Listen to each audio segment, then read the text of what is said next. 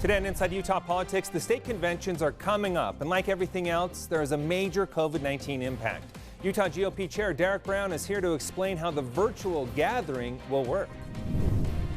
Plus, 3 Republican candidates for governor have already secured their spot on the ballot. One of them did so after traditional signature gathering was shut down. We'll have the very latest on the race for the state's top job. Time now for Inside Utah Politics. Good Sunday morning, and thanks so much for joining us. I'm Glenn Mills. It is time to go inside Utah politics. We begin this morning with Utah GOP Chair Derek Brown. He joins us from the ABC4 Backyard Studio to preview the state convention coming up on Saturday. Derek, great to be with you. Thanks so much for making time for us. Thanks, Glenn. Good to be here with you. Hey, let's get right into it. A virtual convention. We haven't done anything like this. Talk about how this is all going to work. Well, right now the candidates are spending time reaching out to delegates. There's 4,000 state delegates all across the state, and candidates are using all sorts of new and sort of creative avenues of reaching out to those delegates.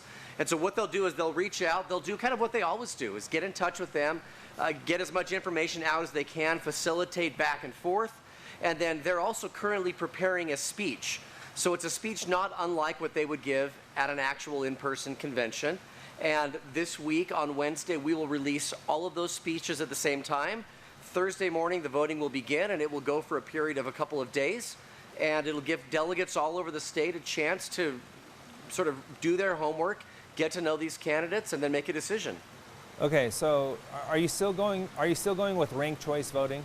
Is that how this is going to be done? Okay, explain how that's all going to work. You said on Thursday they'll start voting. So how will that go round by round? Well, generally what we do is we'll have a round of voting, and then if you have more than 2 candidates, the lowest candidate will drop off. They go back, they give speeches again really quickly, and then they vote again, and then the lowest candidate drops off over and over. In ranked choice voting, what we're doing is simply having everyone vote for their preference. You know, there are 7 candidates running for governor. They'll rank them 1, 2, 3, 4, 5, 6, 7. And it'll work essentially like multiple rounds of balloting. And so our rules allow us to do this. So they will vote one time, rank all of them 7, 1 through 7, and then it'll just go through the rounds from there. Exactly. Okay, so that'll start Thursday. So what's happening on Saturday? Well, Saturday will be the conclusion of the voting, and then we'll take all the information, all the votes that have been cast. We'll know who's voted. The voting will take place online through a secure online system. And then at 5 o'clock, the voting ends, and we'll announce the vote shortly thereafter. Okay, sounds good. Let's talk a little bit about moving forward versus postponing. From the very beginning, you were very adamant about this process needs to go on as scheduled. Why is that when we had to do away with caucuses, meaning candidates did not get a chance to go through the caucus process and secure some of their own delegates? Why was it important to you to continue to move forward on schedule? Well, first of all, the idea of candidates not getting a chance to secure their own delegates, so to speak, I think that's a benefit. I mean, this is the first time we've ever had a system where candidates haven't sort of gone out and recruited their own delegates. So we have this fresh batch of delegates essentially without a bias one way or the other. And so a lot of candidates have actually said to me, look, it's like a clean slate, and we can make our case to them. And the reason we didn't want to postpone it is because we've got all these different deadlines in both state and federal law, and postponing it would sort of interact in a way that wasn't healthy, and it would throw all of it off. And so it made sense in light of the fact that we've got to certify to the Lieutenant Governor's office 2 days after the convention who our candidates are. Okay, let's dig a little deeper into that, Derek, if you will. Who are these delegates? When were they elected, and who are they? So every 2 years, we have delegates that are elected, and they serve until they are replaced. And so because we didn't have a caucus this year, as we traditionally do, the delegates that were elected in 2018 continue to serve, and those are the delegates that will serve as the 4,000 state delegates for the election. Okay, so those would have been delegates during the Mitt Romney Senate run. Is that correct? That's correct. Okay, and also the ones that elected you as GOP chair. Yes, same ones. Okay, got it. Let's talk a little bit about this debate. There's an ongoing debate when it comes to the relevance of convention. Some people take exception to the fact that 4,000 delegates are making decisions for hundreds of thousands of Republicans. Your thoughts on that? Well, what's really interesting is where we are right now, where it's harder to reach out than it was before. I mean, I think that's actually a benefit for the system, because rather than saying, hey, you're going to reach out to 700,000 registered Republicans who are voters, your job as a candidate is to reach out to 4,000 delegates who vote. And so I think the system actually works really well in the sense that it was designed so a smaller group can really figure out who these candidates are and engage with them. Because it's one thing to say, look, engage with 4,000 delegates around the state. It's another thing to say, well, that doesn't work as well as we'd like it to, so engage instead with 700,000. So I think the system works, and it's working exactly as it was designed. Do you believe delegates, though, represent the will of the primary voter? We can go back the last 4 years or so and come up with examples of where the convention result was drastically different from the primary vote. One that I'll mention right off the top is Representative John Curtis. He's now representing the 3rd District. In recent polls, he was one of the top 2 most popular members of the delegation, and a couple of years ago in the special election, he couldn't even get out of convention. Well, and I think that the delegates, from what I can see in polling, seem to be, I mean, they seem to like what he has done as far as his voting record. And I think if you look overall at the results, not just at 1 or 2 super high-profile races, but look across the board, the state House members, state Senate members who were elected, as well as the high-profile ones, I think the reality is they do represent them if you look at the overall results.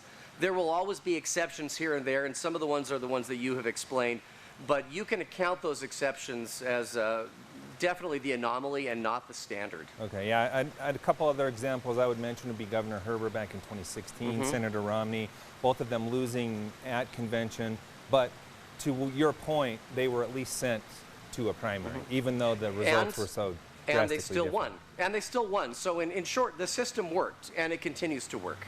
Okay. Let's talk about sticking with the relevance of convention. In the governor's race, we already have 3 candidates who have made the ballot through the petition route. That would be Thomas Wright, Lieutenant Governor Spencer Cox, and former Governor John Huntsman Jr. Huntsman and Cox, so far in polling, have been the ones that have been the front runners in this race. So what role does convention play when we're talking about those factors in this race for governor?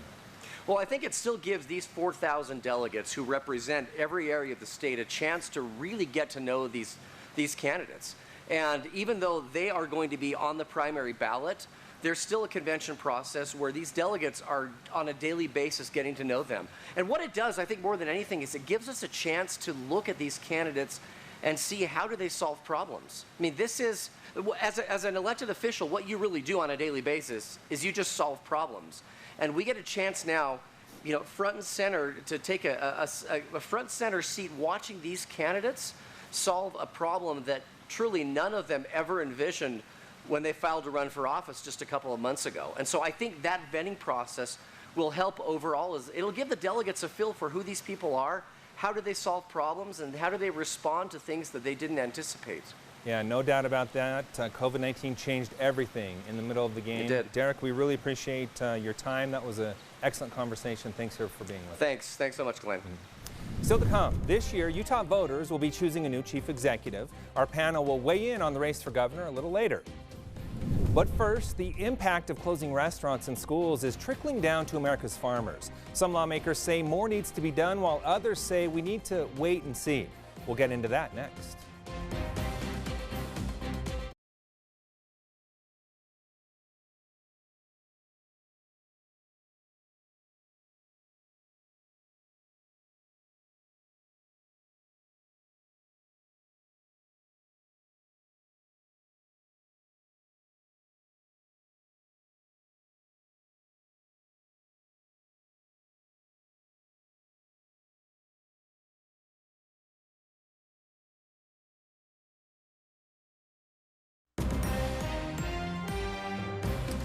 As we have discussed, another name was added to the ballot in the race to secure the Republican nomination for governor. And it came on Monday, the day signatures were due.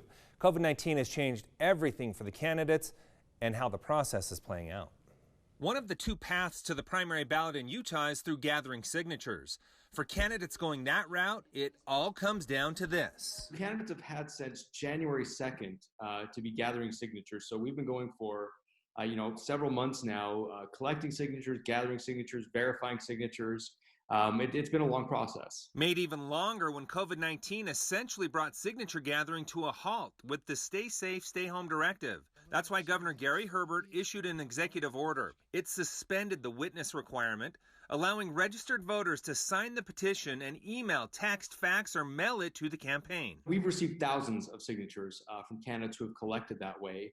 So we know candidates were certainly taking advantage of this option. In the race for governor, former Utah GOP Chair Thomas Wright and Lieutenant Governor Spencer Cox qualified before the executive order with at least 28,000 verified signatures. Former governor and current candidate Jon Huntsman Jr. still needed more than 12,000 signatures, so his campaign went to work and officially qualified just today. Huntsman says his approach was about enfranchising voters as they started what seemed like an impossible task. A little bit of ingenuity, a little bit of creative thinking, the goodwill of the people of this state, and a never say die attitude on the part of our team really did take us over the top. Now he's thanking those who responded as he turns his thoughts to convention and the primary. We're in a completely different place than we were when we started this campaign. And to me, a very, very aggressive economic recovery program is going to be needed both short-term and long-term. Jeff Burningham's campaign says they gave the new process a try but couldn't get it to work for them. Birmingham will now try to get on the ballot through convention. Former Speaker of the House Greg Hughes went convention only from the beginning. And Salt Lake County Councilwoman Amy Winder Newton bailed on signatures early and is also putting her fate in the hands of delegates.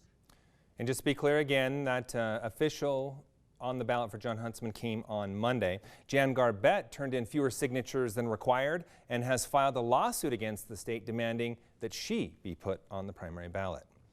As many farmers feel the blows from the outbreak, some lawmakers fear they won't be able to stay afloat. So they're asking the USDA to provide funding to those farmers in need. Washington correspondent Basil John explains why there is still divide on this. They depend on being able to harvest their crops and take them to the markets, and there's no market to go to now. As demand from restaurants and school cafeterias has dropped, West Virginia Senator Joe Manchin wants the U.S. Department of Agriculture to provide direct relief funding to farmers. We want to either cap it at $100,000 per producer or 50% of their total lost revenue. Manchin says many farmers can't rely on their banks because some are not taking part in the new coronavirus relief law. Only a third are participating, and the rest of them are concerned because they don't want to be held liable if the loans are defaulted, and these are people they might not know, and they don't know how to handle that. Manchin's office says these disruptions could lead to more than $1 billion in losses through the end of 2020. But West Virginia Senator Shelley Moore Capito says it's too early to say if farmers need more relief. We did include farmers in those packages intentionally to try to help them be able to sustain themselves a little better during this economic downturn. Capito says the existing coronavirus relief law should finance farmers' immediate necessities and needs time to work. Payroll, rent, and mortgage and utilities, part of that 8 weeks there in a forgivable loan. However, Manchin says farmers need more and wants the USDA to take quick action to protect those feeding the country. Reporting in Washington, I'm Basil John. Coming up, millions of Americans, including tens of thousands of Utahns, are losing their jobs. How much more can the economy take? Our panel debates after the break.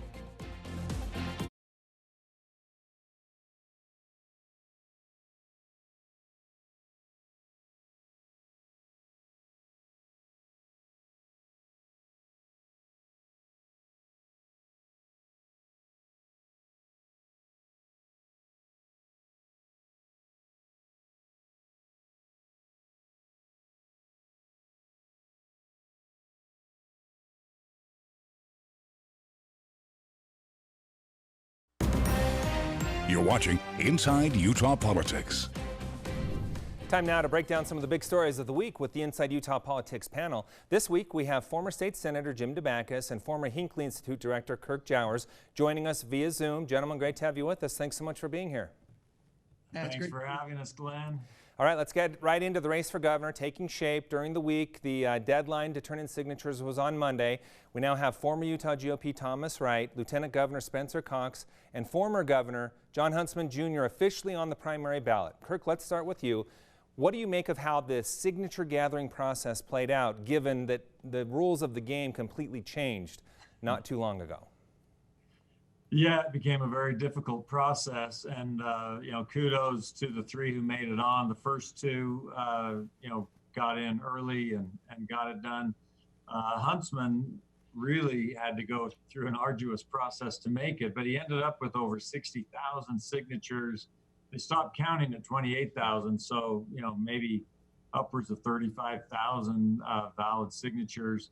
And that, of course, will hold him in good stead for the primary, all three of them, because they've had to get out and talk to a lot more people than perhaps, say, Greg Hughes, who never started the process. And so he's been very focused on, 3,000 to 4,000 delegates, and that's about it at this point. All right, we'll get more into the convention process in just a minute. Jim, let's bring you in. Not too long ago, you were sounding the alarm for former Governor Huntsman that if he doesn't get signatures, he'd be in trouble going into convention. It's a black swan. I don't know how Huntsman pulled it out. I mean, he had 4 or 5 days to get thousands of signatures. They couldn't go door to door. Somehow they came up with those names. I think he has no chance to get in the top 2 at the convention. So that was his last straw. But give the Huntsman campaign credit. Somehow they got those names and they passed scrutiny. Yeah, and as Kirk pointed out, I will say again, not only did they get to the 28, but they collected several thousand more signatures on top of that. Kirk, I want to get your thoughts on what Jim just said, that he doesn't believe Huntsman could be one of the top 2 contenders coming out of convention. What are your thoughts there? Well, that's the conventional wisdom because, of course, we're using the 2018 delegates, so the candidates weren't able to get them on their own. So there are no Huntsman plants, so to speak. And of course, these 2018 delegates favored hard right over more pragmatic Republicans. Mitt Romney did not win in 2018, for example. So I see his point. I would never underestimate John Huntsman. He's gone through 2 conventions successfully. And if that was his only path, I think he would probably find a way. Now that he's found it, Jim may be right that he won't be a top 2 because he won't need to focus as much there. Real quick on that point, though. You mentioned these are delegates that didn't go with Romney at convention. However, it was a very close vote, and those delegates did send Mitt Romney to the primary election. So are those delegates that might be looking at Huntsman as well? Oh, certainly. But they'll be looking at Huntsman and Cox, and that's the problem. It may be as much as a 50, close to a 50-50 split on kind of the far right, very convention-focused delegates versus, maybe the more pragmatic, kind of true Republican type of delegates. But the question will be, how are they going to split that out? And this convention is going to have different rules. It's got the ranked choice voting. You may not have the herd mentality that sometimes happen when you're all stuck in a big hall. Ranked choice meaning the last one drops out and the second choice of that person goes on, etc. So it's interesting to see, can Huntsman can Huntsman or Cox be one of the 2 that comes out, which of course limits what the field will actually be on the primary ballot. Okay, I'll get back to you for what you think will happen in convention, but Jim, let's bring you in first. Who do you see coming out of convention for the Republican side? Will more candidates be added to the ballot? Look, this is really critical.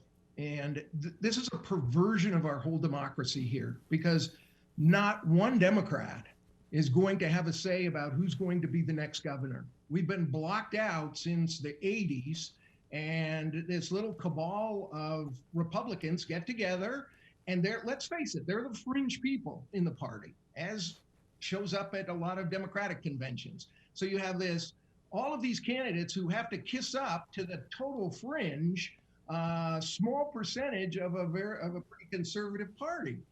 I think this is going to be a good election for Democrats who have no chance. And I'm a former state party chair. The Democrats have no chance to win the governorship. It just isn't there. And they're kidding themselves if they think they can. They ought to probably go register as Republicans for a couple of weeks, hold their nose, and then make the difference about who we're going to have as the next governor for the next 4, 8. Look, Herbert's been in there 10 years. Utah governors have a tremendous influence.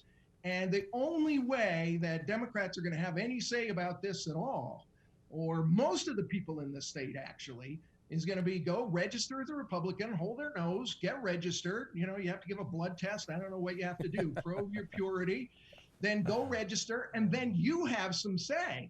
And then maybe if we all get together, we'll have a lot of say. Okay, but real quick, Jim. Real quick, Jim, do you see any other candidates being added to the Republican primary ballot through convention?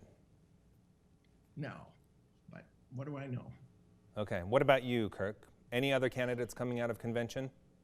I couldn't hear Jim's answer, which... So he said he doesn't think anyone else will be coming out and added to the ballot out of convention. Do you see any other candidates coming out of convention and being added to the primary ballot? I think Greg Hughes has a very good chance to come out of convention. I think there will be a certain portion of delegates who will want to try to say that the convention matters and put someone through. So I think Hughes is probably the only one who has a shot. I misunderstood the question then. I agree with Kirk. Hughes, okay. I think, is coming out. He's the darling of Trump. He is, Trump called him my man, the first guy. I think he's coming out, maybe the only one for sure. And then we'll see what happens to all the rest of them. Okay, real quick, I want to get to another topic real quick, and that's this balance that state leaders are trying to find between the economic health and public health regarding this virus. We've seen millions of Americans losing their jobs, tens of thousands of Utahns losing their jobs. How much longer can the economy take this route that we're on right now? Jim, let's start with you.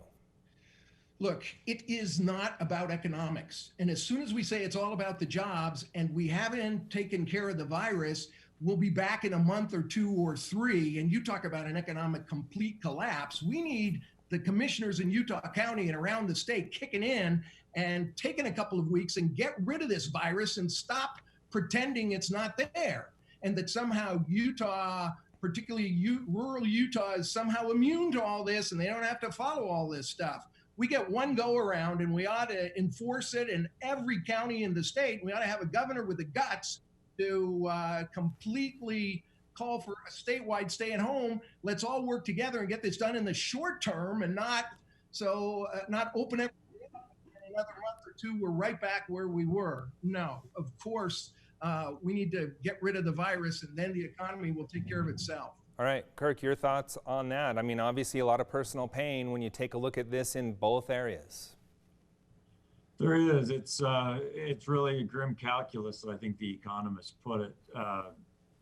But I always listen first to Mike Leavitt on this, our former governor and former Secretary of Health and Human Services. And his quote is, everything we do before a pandemic will seem alarmist. Everything we do after will seem inadequate. In Utah, the actions have worked. They really have. The social distancing and everything else has worked. I think the Church of Jesus Christ of Latter-day Saints made it easier for the state because they acted early. And that set the stage for the state to be in a really good place. So I think you'll see Utah do what Germany, for example, is doing, is that they will very step by step loosen certain restrictions. Lieutenant Governor Cox put out a tweet that lists a few of those potential steps, and you'll see if the number of cases, hospitalizations, and deaths start to escalate. Then you'll probably need to clamp down a little bit. If not, then you'll see more and more steps, and at some point you'll see even a more comprehensive plan. But it's going to take a while. But you're right. This is incredible pain to the economy. International Monetary Fund projected the economy would contract 3% this year. It's worst downturn since the Great Depression. There are 100 examples. The UK says their economy may contract by 8%. when you get to that, you are causing deaths and pain on the other end, and at some point you are making those decisions. All right, we are going to have to end it on that note. Fantastic conversation. I appreciate having both of you with us this morning. Thanks for being here. Thank you. We'll be right back with more Inside Utah Politics right after the break.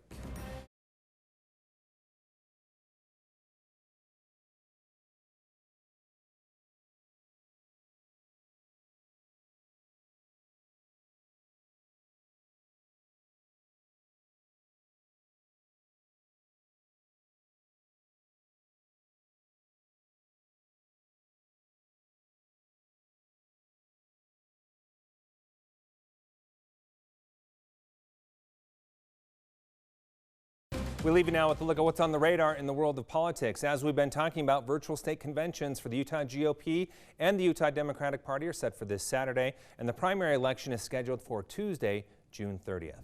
Make sure to connect with me on social media. I'd like to know what you think of this show and other issues that are important to you.